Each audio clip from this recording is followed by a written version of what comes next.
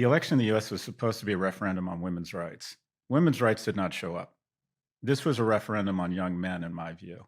And that is, if you look at the two cohorts that swung most from blue to red versus 2020, two of the three cohorts, other than Latinos, was people under the age of 30 who in the US are 24% less wealthy than they were 40 years ago, people over the age of 70 or 72% wealthier. Our tax code is basically an attempt to shove money from the young to the old. And two, 45 to 64-year-old women who I would affectionately describe as their mother.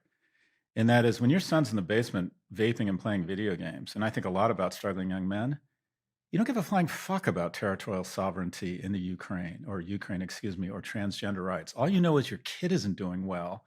And 210 times a day, your kid's getting a notification that somebody he knows is on a Gulf Stream or partying in St. Bart's, and it's not him or her. And so we not only have young people not doing as well, this pornographic wealth is just shoved in their face. And you end up with, in my opinion, kind of a young, struggling young man. No group has fallen further faster in the world, I would argue, than young men in America. They are, if you go into a morgue in the United States and there's 5 people who've died by suicide, 4 of them are men. 1 in 3 men under the age of 30 has a girlfriend. 2 in 3 women under the age of 30 has a boyfriend. Why? You think that's mathematically impossible? Because women are dating older because they want more economically and emotionally viable men. There's 1 in 5 men live at home at the age of 30. 1 in 3 under the age of 25. They're not having sex. They're more obese. They're more depressed. When women don't have a relationship, they oftentimes channel that energy into their professional lives. More single women own homes in the US than single men. Women in urban areas under the age of 30 are making more money than men.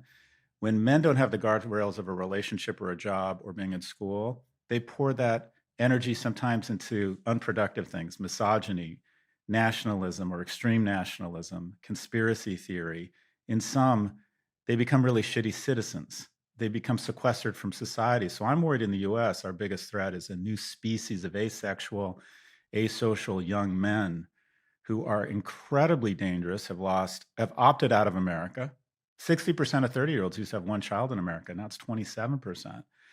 So people, I think in the US, and I am just a genuine question, I don't know if it's the same problem here. Our tax policies have taken money from the young, stuffed them in the pockets of old people. So Nana and Pop Pop can upgrade from Carnival to Crystal Cruises. Meanwhile, young people can't afford education. They can't afford housing. And we especially see this really acute emerging crisis among young men who are just opting out of America, who don't even want to try and date, don't even want to enroll in school, don't want to even try and get a job, just stick in their basements and go on Reddit or Discord, or why go try and shower or work out and get a relationship when you have YouPorn? Why get a job when you can trade stocks or crypto on Coinbase or Robinhood? I think this is, in my opinion, this is the most dangerous trend in America right now. It was almost like demonizing men for decades has consequences.